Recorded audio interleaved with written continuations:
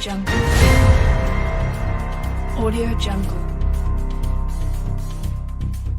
Bonjour à toutes et à tous, bonjour la team du canal Analyse, j'espère que vous allez bien. On se retrouve en ce début de semaine pour faire un point général sur nos trois actifs chouchous que sont le DAX, le CAC et l'or. Et sans plus tarder, je commence avec le DAX sur un graphique hebdomadaire. Alors qu'est-ce qu'on remarque ici? Eh bien, on remarque, comme je l'ai indiqué à maintes reprises, eh bien, le prix depuis maintenant le 12 avril, enfin voilà, depuis le mois d'avril 2021 est en phase de consolidation, donc il est dans une sorte de range en porte-voie. En porte-voie, on le voit très bien ici, les plus hauts sont de plus en plus hauts, on n'a pas quand même d'écart très important entre chaque précédent plus haut, et on voit bien que ce support ici, support hebdomadaire, support daily, on est sur un support de convergence, eh bien tient depuis un long moment maintenant, malgré toutes ces tentatives de cassure, donc de fausses cassures, puisqu'elles se révèlent au travers de ces mèches. Donc voilà, alors cette configuration toute particulière en porte-voie, comme je vous l'avais dit, on l'avait retrouvée avant le crack, donc en 2020, ici. Alors ici, bien sûr, cette configuration en porte-voie a considérablement moins duré que celle à laquelle on assiste actuellement. Ici, on constate bien que tous les plus hauts étaient à chaque fois de plus en plus hauts, donc on avait à chaque fois de nouveaux ATH, et puis ce support-là. Et à un moment donné, boum, dégringolade. Alors c'est vrai que cette figure, elle a une caractéristique toute particulière, c'est qu'elle s'étend plus ou moins longtemps dans le temps, mais que à chaque fois, en tout cas dans plus de 92% du temps, eh bien, c'est une figure qui casse par le bas. D'autant que, eh bien, oui, ce support ici, à force d'avoir été testé, c'est considérablement fragilisé.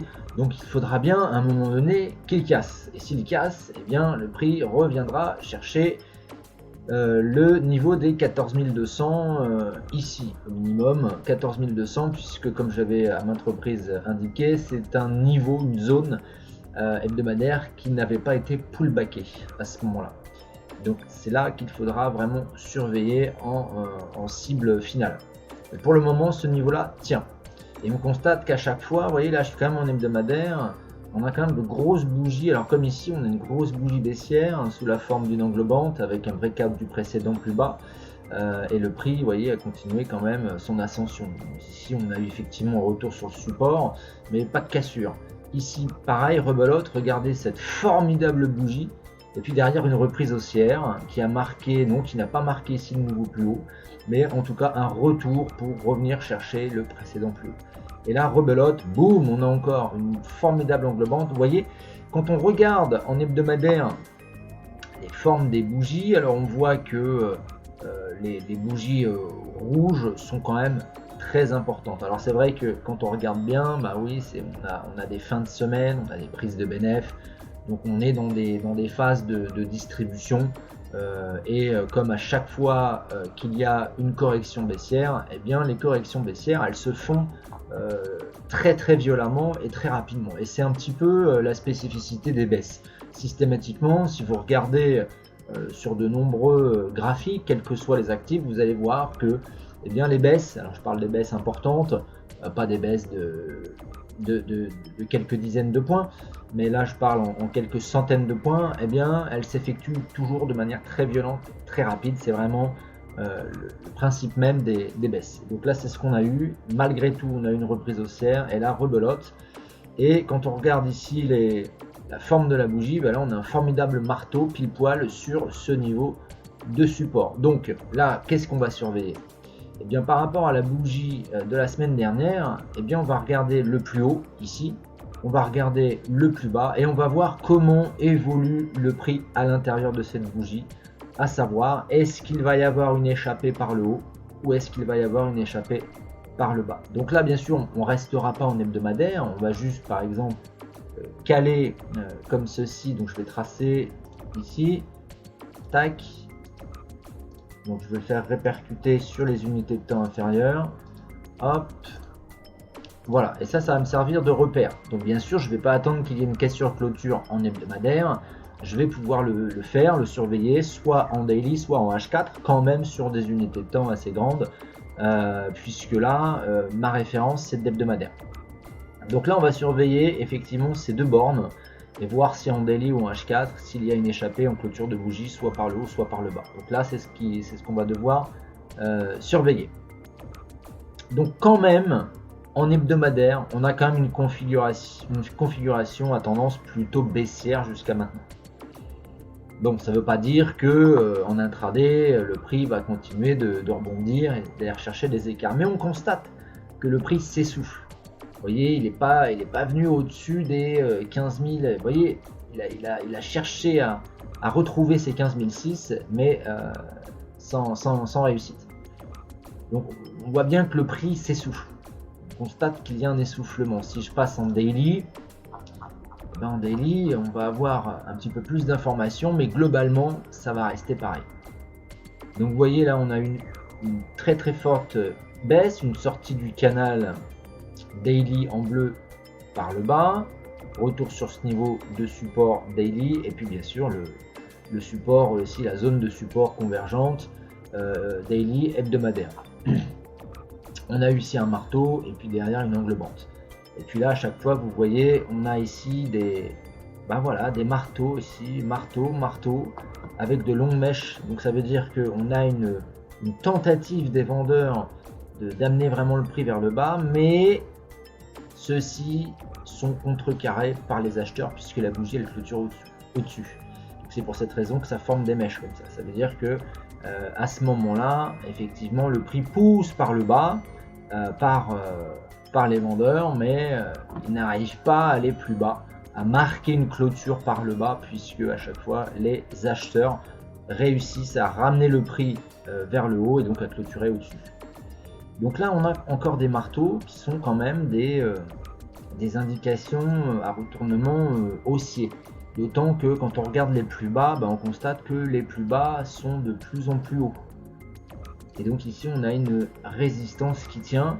Donc là, c'est en train de former une sorte de triangle ascendant. C'est-à-dire que le prix n'arrive pas à aller au-delà d'une zone de résistance qui est marquée par cette borne ici. Mais les plus bas, quant à eux, sont de plus en plus hauts. Donc progressivement, le prix va se congestionner de plus en plus et on va surveiller une cassure. Donc là, potentiellement une cassure par le haut. Ça, c'est ce que ça nous dit en daily. En H4, on va affiner. Donc en H4, on a notre canal ici descendant dans lequel le prix a bien évolué. On a une sortie par le bas. Ici, tac, donc retour effectivement dans cette zone de support de convergence, réintégration dans le canal, ressortie, donc retest, mais là on voit bien effectivement toutes ces mèches, on voit quand même beaucoup de mèches et les plus bas qui sont de plus en plus hauts. Donc là on a bien effectivement un triangle ici, triangle ascendant. À côté de ça, je repasse en H1. Donc en H1, on avait notre dernière position, donc on avait eu effectivement cette figure harmonique, je vous avais donné 3 points d'entrée en attendant un signal de prix et la zone qui avait été validée, c'était cette zone des 14 900. Le prix nous a offert plus de 500 points, donc c'était plutôt pas mal. Et puis il n'y avait pas eu besoin de reprendre une position, ça servait pas vraiment à grand chose. Donc là on voit mieux. Effectivement que les plus bas sont de plus en plus hauts. À chaque fois, il y a un retour sur cette trendline ici. Donc on a bien ici, vous voyez, en rouge, en bleu, ça fait même un peu bleu, blanc, rouge, cette zone de résistance qui forme donc le haut. Le prix à chaque fois revient ici, teste, mais il est rejeté, il n'arrive pas à percer. Et puis boum, il est rejeté, il repart. Donc là, moi, qu'est-ce que j'anticipe ? J'anticipe un retour sur le bas ici de cette trendline qui correspond en plus au bas du canal descendant H4. Donc dans cette zone là, dans la zone des 15 220, 15 250, 260 même, entre 15 220 et 15 260, là on aurait vraiment un point optimal d'achat.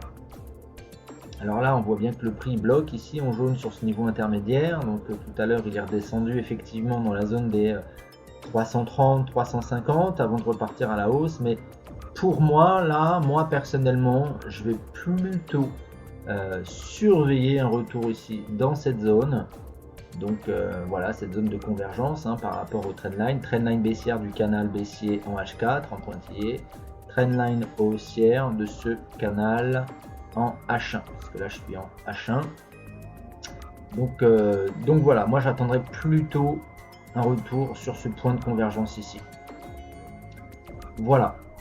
Ensuite, si je passe sur du M30, juste pour redécouper, bon, on n'a pas vraiment grand chose de plus à dire là-dessus.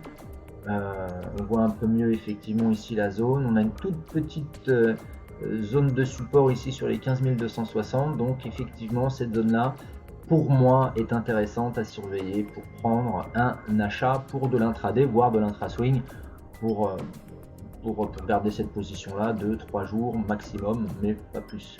Intra-swing, sinon pour de l'intraday ça peut être tout à fait intéressant pour eh bien en TP,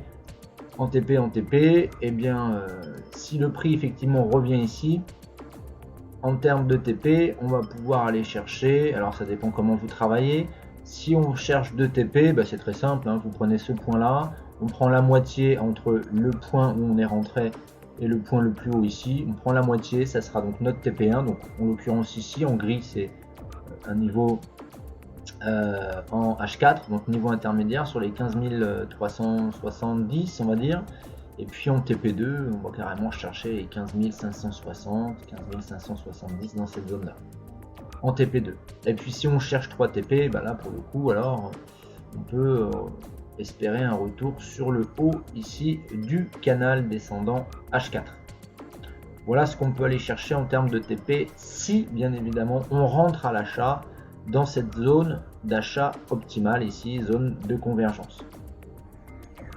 Ça c'est vraiment à mon sens le point optimal d'achat. Après on peut vendre également, toujours sur cette zone de résistance, puisqu'on constate que cette zone de résistance, donc si je reviens en on va mettre en H1,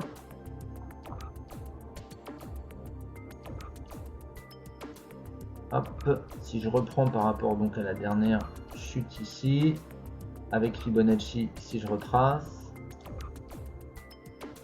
vous voyez on est sur les 61%, donc ici ça correspond vraiment à un niveau de convergence très très intéressant. Donc les 61%, tant qu'on n'a pas de cassure clôture au-dessus de ce niveau là, on peut espérer effectivement un rejet baissier.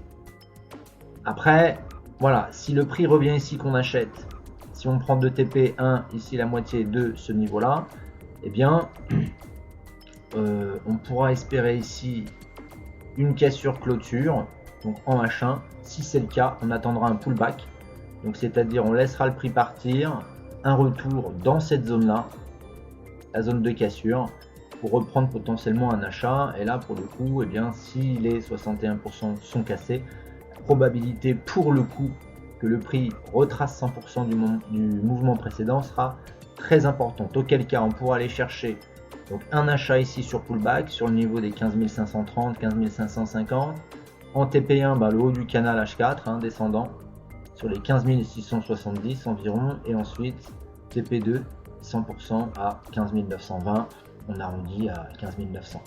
Ça c'est tout à fait envisageable. Et puis si on cherche 3 TP, là pour le coup on essaie d'aller rechercher le dernier plus haut sur les 16 280, donc j'ai même envie d'arrondir sur les 127% carrément à 16 200, ce sera déjà pas mal. Voilà pour ce qui est du DAX. On va aller voir sur le CAC maintenant. Alors vous allez voir, le CAC c'est assez similaire pour le coup. Vous voyez, on a aussi un canal H4 descendant, donc là je suis toujours en horaire. C'est exactement la même chose sur le CAC. Si je passe en weekly, faites-le, vous verrez, c'est très très similaire. Tous ces mouvements baissiers haussiers là sont très très similaires. Donc là pareil, le CAC se retrouve aussi dans la même configuration, dans une sorte de triangle ascendant avec cette résistance ici. Donc à voir, pareil, le point optimal d'achat ce serait dans cette zone là sur les 6009. soit 6009 ou carrément le bas ici. On peut peut-être espérer une fausse cassure avec une mèche, donc un excès avec un retour carrément sur ce niveau de support ici, qui correspond au dernier plus bas ici, et le bas du canal descendant H4 en pointillé sur les 6865 dans cette zone là. Et puis là c'est pareil, en TP2, TP1 on va chercher la moitié, et TP2 on va chercher le haut, on va rechercher cette résistance ici. Ça sert à rien de vouloir aller chercher des amplitudes trop grandes. Pas sûr que la plupart d'entre vous tiennent comme ça pendant plusieurs jours, voire quelques semaines, on ne sait pas trop. Après tout peut arriver hein, sur les marchés, tout peut arriver très rapidement.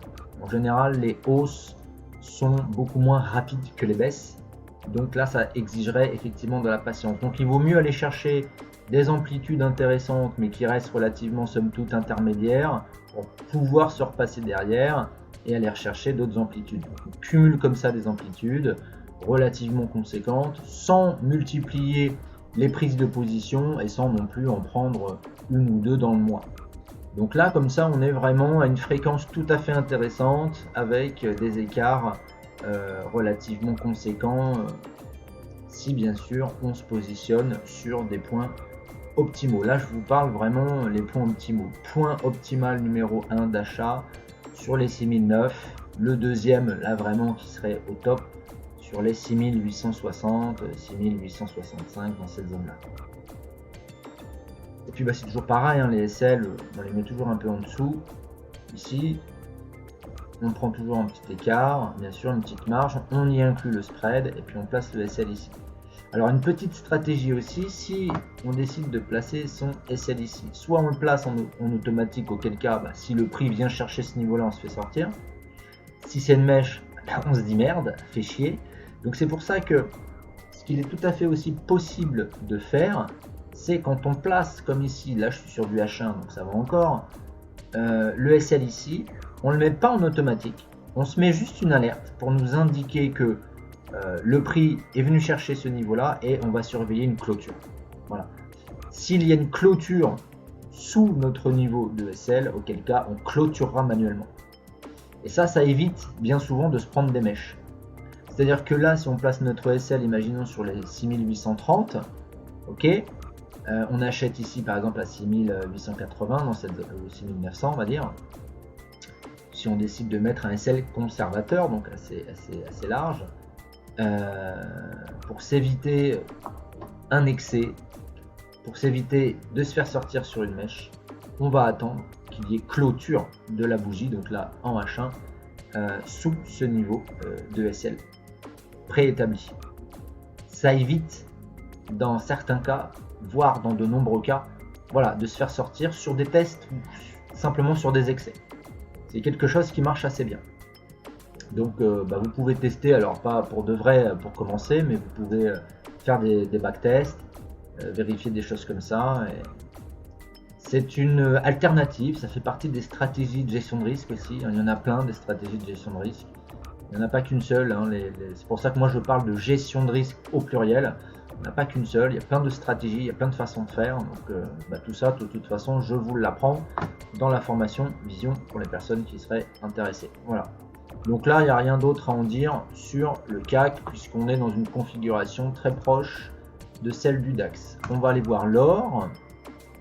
Alors, l'or, donc on va repasser sur de l'hebdomadaire. Donc hebdomadaire, ça change pas, on voit bien que là le prix a corrigé et puis vous voyez correction et latéralisation. Et là depuis un petit moment, eh bien il stagne sur sa trendline haussière en hebdomadaire.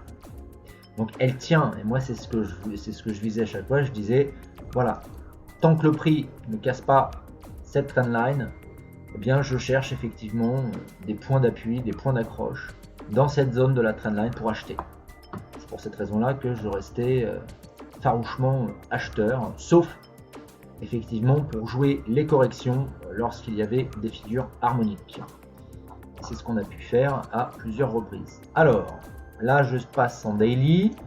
Vous voyez, regardez ici, on a eu encore une fois une belle tentative d'échapper par le haut de cette trendline baissière daily, comme ici. Là, c'était une mèche, mais là, on a une vraie clôture. Mais derrière, bim, on a une réintégration sous la forme d'une englobante. Avec un retour, toujours pareil, sur la trendline haussière hebdomadaire. On est dedans, on est dans la zone. Parce que là, évidemment, j'ai affiné en daily, donc on voit plus de détails, mais si je reste, comme on l'a vu précédemment, en hebdomadaire, on est encore une fois pile poil dessus. Mes indicateurs me disent bien qu'on est en survente. Alors pour le moment, la survente n'est pas encore terminée, on vient juste d'arriver en survente, là, en daily. Je vais affiner en H4. Alors pour moi, il y a un achat à prévoir. Alors les ventes que je vous avais données la semaine dernière, que je n'ai pas prises, je vous avais indiqué plusieurs niveaux de vente. Il y avait les 1850, il y avait les 1865 et il y avait les 1890 si je ne m'abuse. Et je vous avais dit voilà, on va surveiller l'un de ces trois niveaux et lorsqu'on a un signal de prix baissier, on rentre en position. Et signal baissier, on l'a eu sur le niveau des 1850 à plusieurs reprises en H1, en M15. On a eu pas mal de signaux baissiers. Et puis regardez ça en vert, c'était les TP. Donc si on avait vendu sur les 1850 dans cette zone là, eh bien on est Carmax, vous voyez sur 1800 on avait 500 points, 500 pips à prendre sur la baisse, puisque ça en vert ça représente les 3 TP. Malheureusement moi-même je ne l'ai pas prise personnellement, sur mes comptes de trading j'ai pas pris la vente parce que j'avais pas trop le temps de surveiller, je m'en suis rendu compte juste après coup. Moi je me suis cantonné à mon DAX, basta, donc c'est pour ça que je ne vous ai pas envoyé de suivi quoi que ce soit sur l'or, puisque moi-même je ne l'ai pas prise. Cependant, toutes les indications que je vous avais indiquées dans mes précédentes vidéos, eh bien, tout s'est concrétisé. Donc je sais que certains d'entre vous, vous allez choper la vente, alors vous n'êtes pas nombreux, mais en tout cas, voilà, quelques-uns cependant qui l'ont prise. Donc chapeau à vous, vous avez été plus au taquet que moi. Donc le principal c'est que voilà, vous ayez eu l'œil, on va dire, pour choper le bon signal de vente sur le niveau des 1850 et puis voilà, ça nous aurait offert en tout cas 500 pips de bénéf. En tout cas bravo à vous qui l'avez prise. Bon, ça c'est du passé, donc ça hop, j'efface. 3 TP, c'était joli, hein. Quand même, donc moi là maintenant je vais plutôt viser de l'achat. Alors de l'achat parce que donc là en H4 on est bien en survente, ok, donc le prix pour le moment ça travaille, pas de signal de prix là en H4. Est-ce que ça c'est un double bottom décalé? Je n'en sais rien, à voir. Ou peut-être ici premier bottom, ça remonte, deuxième bottom décalé, auquel cas il faudrait attendre vraiment une cassure au-dessus, donc trop long pour moi. Je vais affiner sur du H1. Donc là pareil, en H1 on reste sous cette trendline baissière. On voit bien que là le prix est en train de marquer pareil un triangle ascendant, zone de résistance ici. Donc là ce qu'il faut surveiller en H1 pour les personnes qui veulent se la jouer un petit peu plus secure, bien sûr ce niveau là des 1793 1794, une cassure franche, avec un beau corps de bougie, clôture au-dessus. Auquel cas, on serait sur une échappée du triangle ascendant. On voit bien effectivement ici qu'on a un W. Donc là, on est bien sur un double bottom. Donc la validation de cette figure chartiste de retournement à la hausse sera validée, c'est ce que je viens de dire, à la cassure clôture de la ligne de coupe qui correspond à ce niveau-là. Je prolonge toutes les mèches. 1793-80, j'arrondis à 1794. Mais moi, j'ai identifié une figure harmonique en bullish total. Donc, alors la question que je me pose, c'est est-ce qu'elle s'est validée? Pourquoi? Parce que donc on est sur une figure d'extension XABCD en bullish total. Quand je retrace effectivement la figure, eh bien ma zone, moi qui m'intéresse, ma zone d'intervention, elle est ici, 127%, tac, 161 en extension, c'est ma zone et on est dedans. Alors les 127 ont été dépassés, donc tendanciellement j'aurais tendance à dire il faut qu'ils viennent chercher les 161. Oui, mais parfois le prix il va pas venir chercher pile poil le niveau, il va rester dans la zone. Donc là on est dans la zone des 127, 161. Donc là oui, il faut surveiller, je pense, la cassure clôture de la ligne de coup du triangle ascendant, puisque là il marque une figure chartiste haussière dans cette zone, dans sa zone d'extension, qui est liée donc à la figure harmonique bullish total XABCD. Donc là c'est en train de se faire, donc soit on joue pile poil la cassure, on joue le flux, soit on attend un pullback, c'est-à-dire un retour en mèche, peu importe, après on affine sur du M15 ou sur du M5, on attend un retour sur ce niveau de cassure pour acheter. Voilà, sinon, si vraiment on veut vraiment attendre le point optimal d'achat, il faudra attendre un retour sur les 1776, 1775 dans cette zone-là. Point optimal d'achat, 1775. Par rapport donc à cette figure harmonique. Donc, si le prix vient chercher ici les 161%, où est-ce qu'on va pouvoir mettre un SL? Alors 2 SL, c'est toujours la même chose. Donc là, en travaillant avec la figure harmonique, là, ce qu'il faut faire, c'est, alors hop, je vais vous donner 2 SL, un SL agressif, un SL conservateur. Premier SL agressif sur les 113%.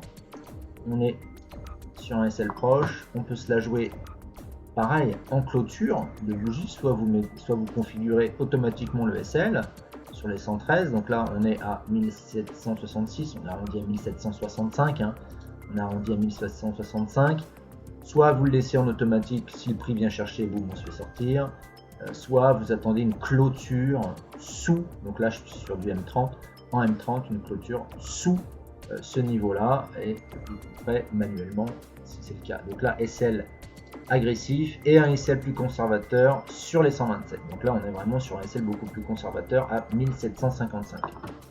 Voilà, deux types de SL. Donc en fonction de l'un ou l'autre, on ajuste son exposition, c'est-à-dire son lot. Donc voilà. Ensuite, concernant là les TP, c'est très simple, on va pas se prendre la tête. Je vais retracer CD, hop, de ma figure, et puis là c'est à vous de voir comment vous travaillez avec 2 TP, 3 TP. S'il y a 2 TP, eh bien premier TP les 38%, à 1808 on arrondit à 1805, deuxième TP 61%, 1826, j'arrondis à 1825. Donc ça c'est si bien sûr le prix retrouve ces 1775, 1776 sur les 161%. Sinon, si on joue la cassure ici, soit la cassure, soit le pullback, dans cette zone-là des 1785, ça nous offre là encore une bonne petite amplitude. Alors là pour le coup, si on joue la cassure du triangle, on va pas mettre son SL ici, le SL on va le rapprocher et on va le mettre ici, voyez, sous les derniers plus bas.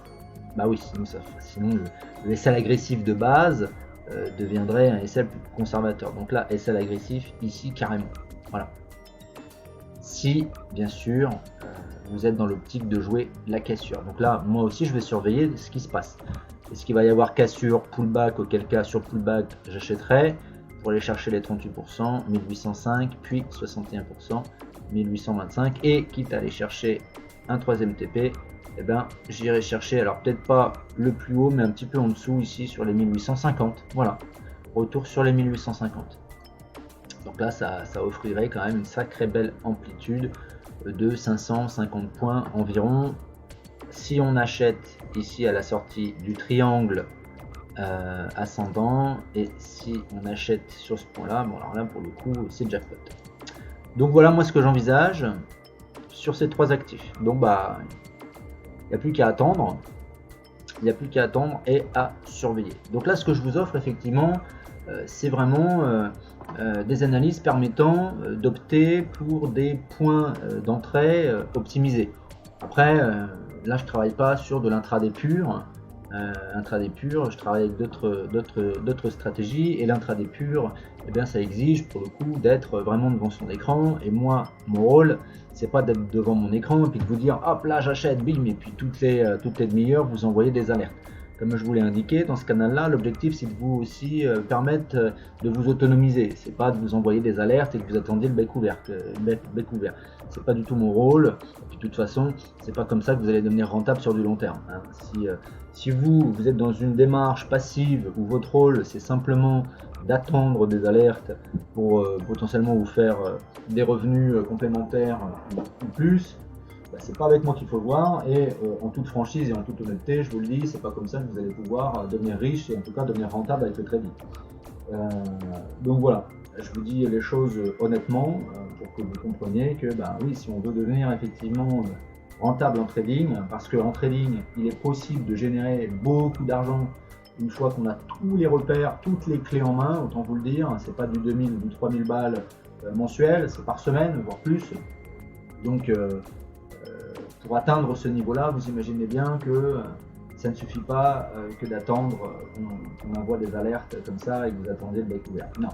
Donc moi je suis pas dans une démarche, si vous voulez, où je fais de l'intraday, parce que l'intraday, je travaille sur du 2 minutes, sur du 5 minutes, ça exige de la réactivité, on va se prendre 30 points par-ci, boum, on se reprend 30 points, on se reprend 40 points, bon c'est vrai qu'à la fin de la journée ça fait 30, plus 40, des fois c'est plus, hein, ça dépend de la volatilité donc des écarts types. Mais voilà, ça demande de la réactivité et moi ça exigerait que à chaque fois je sois connecté. Ah là c'est bon, j'achète, je mets un SL ici, bim bam boum. c'est pas vraiment ma démarche, en tout cas au travers de ce canal. Et je préfère moi vous donner vraiment des points optimaux d'entrée. Tiens, la cassure elle est en train de se faire. Dans 6 minutes ça clôture, là je suis en 30 minutes. Donc il faudrait voir en H1. Voilà, plutôt en H1, voir ce qui se passe. Donc dans 5 minutes, en 6 minutes c'est pareil, dans 6 minutes en H1 ça clôture, donc à voir si derrière en 5 minutes il n'y a pas un pullback pour pouvoir potentiellement acheter. Je vous tiens au courant dans le canal les amis, n'hésitez pas à me solliciter si vous avez besoin. Allez, bisous bisous, ciao ciao, à bientôt.